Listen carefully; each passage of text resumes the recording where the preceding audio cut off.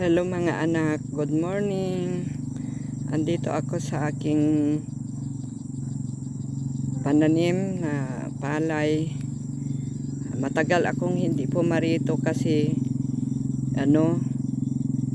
na-depress ako sa nangyari sa kanya nung bagyo. Ang buong akala ko hindi na siya mag-recover. Kaya sa awa ng Diyos, talagang ang Diyos talaga ang makapangyarihan at gumabay sa aking pananim. At sa awa ng Diyos, maganda din naman siya. Punta tayo sa ibang pilapil. Itong parteng ito noon, talagang yellow na nung 1 week. Nag-umpisa ng 1 week after ng baha, yellow na talaga. Pero ang ginawa ko, inabunuhan ko pa rin, inisprayan ng fungicide. Kasi yellow na. Ang advice ng Department of Agriculture, kasi sakit daw yan, itong pag-yellow. Sabi nila, bubunutin ko na daw para hindi magkalat sa ibang pilapil. Sabi ko naman, magpagod pa ako. Hayaan mo na lang na magkalat. Na-depress na ako noon . Pero sa ngayon, sa awa ng Diyos, ang gaganda din naman ng niya. Pero maraming yata, walang laman Maraming walang laman. Ito walang laman.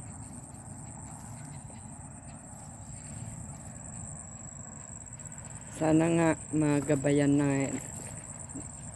Ginabayan ni Lord. Nagpapasalamat ako kay Lord at hindi niya pabayaan. Sana bigyan din niya ng malaking ani.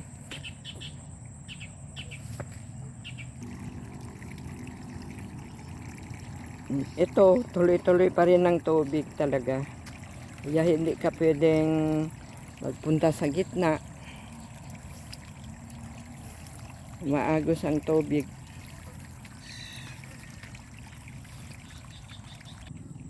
Ito naman yung isang pilapil. Hindi maganda talaga. Hindi siya maganda. Kasi talagang yellow na talaga noon ito. May hindi nabuhay. May ganyan. Hindi pantay-pantay. Mga anak, magtiwala lang tayo kay Lord. Huwag tayong madidepress. Huwag tayong maghihinakit ang nangyayari sa buhay natin. Kasi si Lord ay hindi tayo pababayaan.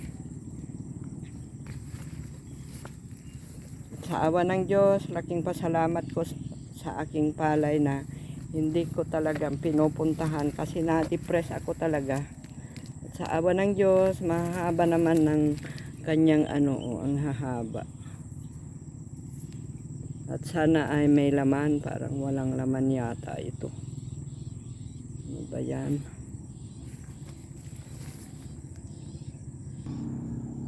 Ito talaga, salot talaga ang damo. Sila ang humahadlang sa ating palay. Sana may magawang technology para sa mga damo. Ang dami naman akong ginawang pag-spray. Kaya lang tumutubo naman ang buto siguro kasi binubunot ko nung mga mga malalaki na, mga tumubo. Kaya lang nang huli may tumubo ulit. Kaya ganyan. Shout out mga anak.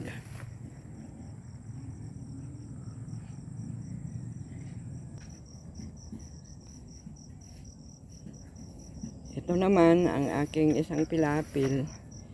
Ewan ko talagang hindi siya maganda. Kasi ganito, late na siyang mamunga. Mayelo na siya, inaabunuhan naman siya at saka nalinisan. So, papasalamat pa rin tayo kay Lord.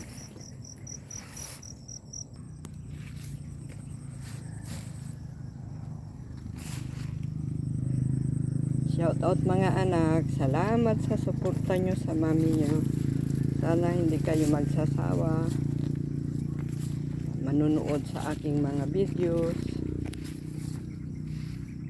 Ang ganda-ganda sana kung pantay-pantay na ganito itong tilapil na ito. Pero magpasalamat pa rin tayo sa Panginoon. Thank you mga anak. Babayo. God bless mga anak.